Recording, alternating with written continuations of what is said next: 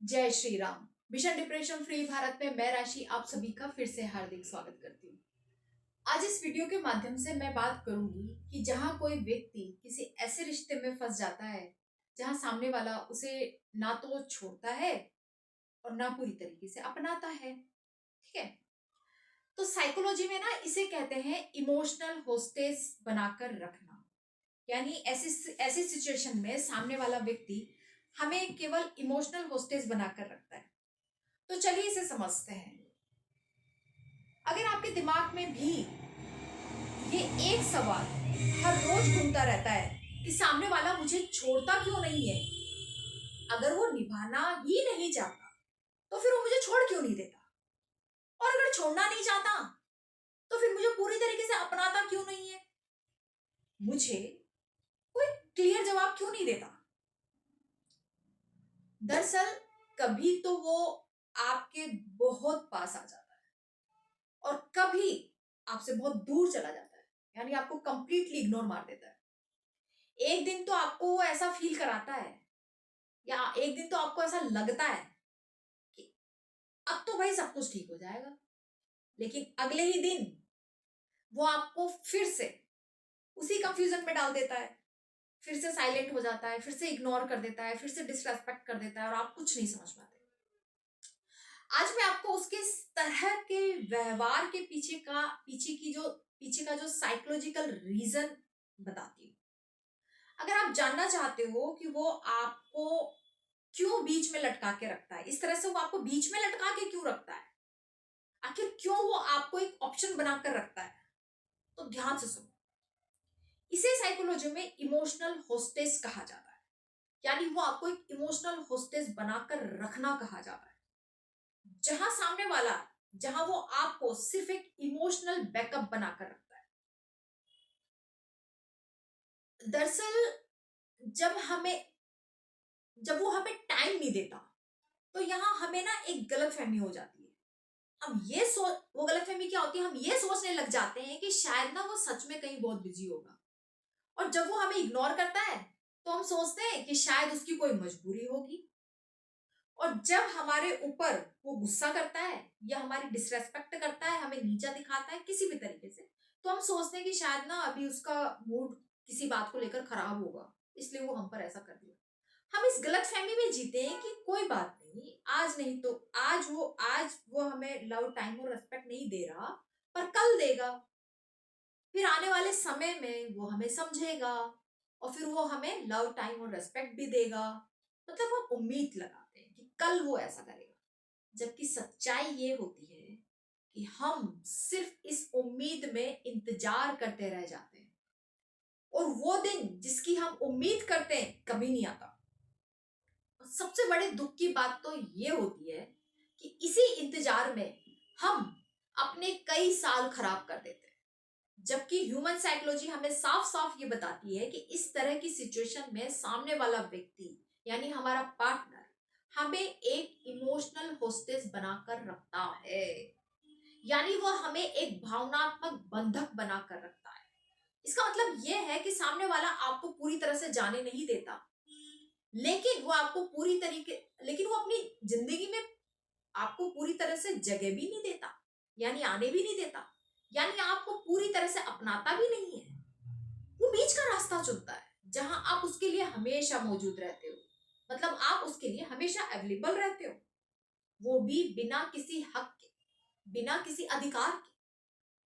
जब सामने वाले को अकेलापन लगता है, जब उसका मन उदास होता है, तब उसे आपकी याद आती है, उससे पहले नहीं आती।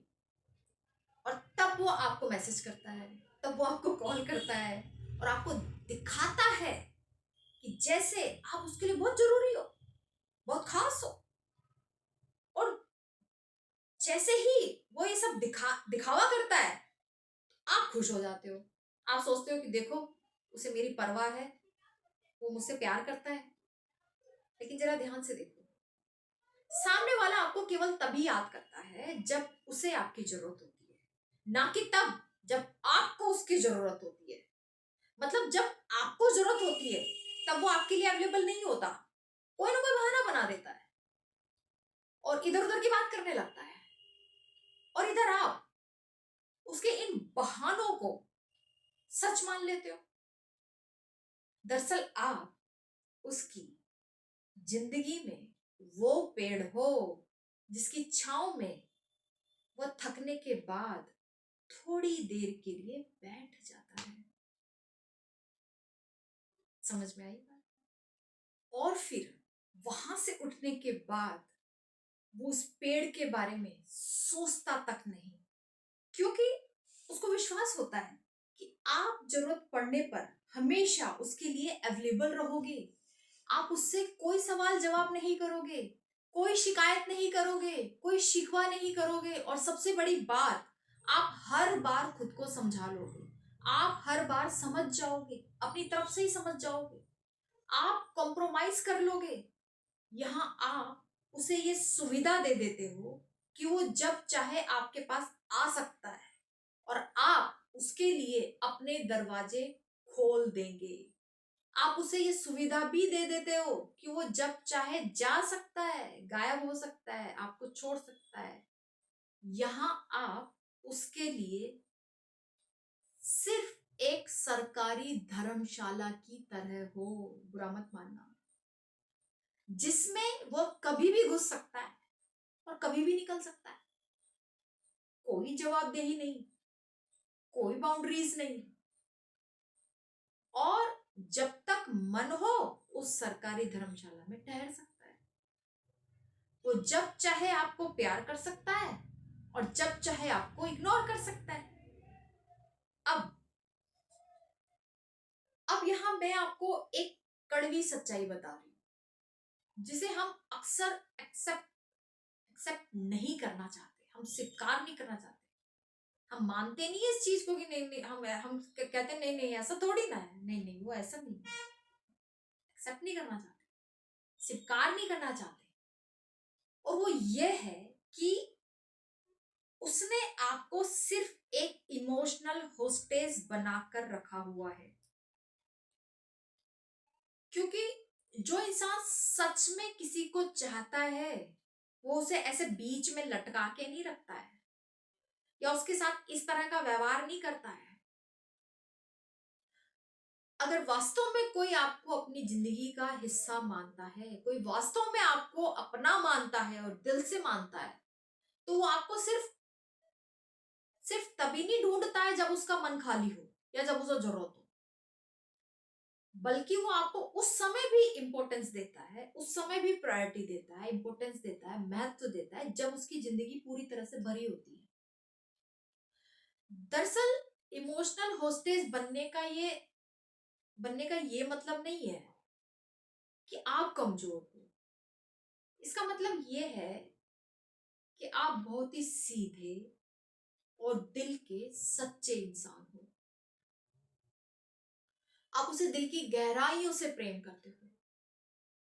आप प्रेम को ही सब कुछ मानते हो। आप इस रिश्ते को दिल से निभा रहे हो, जबकि वो इस रिश्ते को दिमाग से चला रहा है। चल दिमाग चला रहा है, वो दिमाग से चला रहा है, आप दिल से चला रहे हैं और वो दिमाग से चला रहा है। यानी वो चालाकियां चल रहा है, वो आपके इसी सच्चे प्रेम और अच्छाई का नाजायज फायदा उठा रहा है। या वो आपको प्यार और सम्मान, प्यार और खुशी सम्मान देना नहीं चाहता, बल्कि वो आपकी भावनाओं के साथ गेम खेल रहा है, और आपके साथ इस गेम को खेलने में ना उसे बड़ा बड़ा मजा आ रहा है। साइकोलॉजिकल लेवल पर मजा आ रहा है, बहुत डीप, जिसका शायद हो सकता है उसे ऊपर ऊपर खुद भी ना पता हो, लेकिन अंदर बहुत गहरे में उसे भी मजा आ रहा होता है। उसका ईगो बूस्ट होता है, उसका ईगो बूस्ट होता है। उसे लगता है कि यार कोई है जिसे मैं अपने इशारों पे नचा सकता हूँ, कोई है जिसे मैं जब चाहे हंसा सकता हूँ, कोई है जिसे मैं जब चाहे रुला सकता हूँ। यानी वो इमोशनल कंट्रोल बना के रखता है आपके ऊपर, इमोशनली कंट्रोल करके रखता है आपको। तो ऐसी स्थिति में आपको एक हार्ड और स्ट्रॉन्ग वार्निंग उसे साफ साफ शब्दों में दे देनी चाहिए कि वो या तो आपको पूरी तरह से अपनाए या फिर आपको पूरी तरीके से छोड़ दे। ये बीच में लटकने वाला काम, आप ये बीच में जो लटका रखा है ना उसने आपको, ये आपको स्वीकार नहीं है। आप इसको स्वीकार नहीं करोगे, आप इसके साथ बिल्कुल कंफर्टेबल नहीं। आप उसे साफ साफ बिना डरे ये क्लियर कर दो कि आप इस रिश्ते में उनसे क्या एक्सपेक्ट करते हो, आप उससे अपने प्रति किस तरह का व्यवहार चाहते हो। आप उसे साफ साफ बोलो, आप उसे साफ साफ बोलो कि अगर वो आपको प्योर इंटेंशन से, एक साफ सुथरी नीयत से, नेक इरादों से, बिना आपकी भावनाओं को ठेस पहुंचाए, अगर वो आपको लव, टाइम और रेस्पेक्ट नहीं दे सकता तो आप उसके साथ इस रिश्ते में नहीं रहोगे, नहीं रहोगे। ठीक है। और फिर ये बोलने के बाद आप उसे सारे कांटेक्ट पूरी तरह से खत्म कर दो, उससे बात करने की जरूरत नहीं है और उसको इस विषय पर विचार करने का समय दो, यानी आप उसे स्पेस दो, उसे समय दो इस बात पर विचार करने। और अगर वो खुद को बदल लेता है और आपको एक प्योर इंटेंशन के साथ लव, टाइम और रिस्पेक्ट देता है तो फिर अगर आप चाहो तो उसे दूसरा मौका दे सकते, ठीक है। बट खुद को किसी का इमोशनल होस्टेज, मतलब किसी का भी इमोशनल होस्टेज बनकर मत रहो। आप उसके फायदे के लिए खुद को दर्द मत दो, खुद को दर्द और तकलीफ मत दो, खुद को कंफ्यूजन में मत डालो, खुद को स्ट्रेस और तनाव में मत डालो। तुम तुम किसी के इमोशनल होस्टेज मत बनो, मेरे कहने का बस इतना मतलब है। तुम क्यों किसी के इमोशनल होस्टेज बनकर रह रहे हो? स्वतंत्रता हमारा जन्म सिद्ध अधिकार है, आजादी के साथ रहो, फ्रीडम के साथ रहो। क्यों किसी का इमोशनल होस्टेज बनना है? क्यों किसी को इतनी पावर देनी है कि वो आपको कंट्रोल कर ले, आपके इमोशंस को कंट्रोल कर ले, आपकी जिंदगी को कंट्रोल कर ले? तो साफ बात करो बिना डरे। आई होप आपको मेरी बात समझ में आई होगी। आज के लिए इतना ही। जय श्री राम।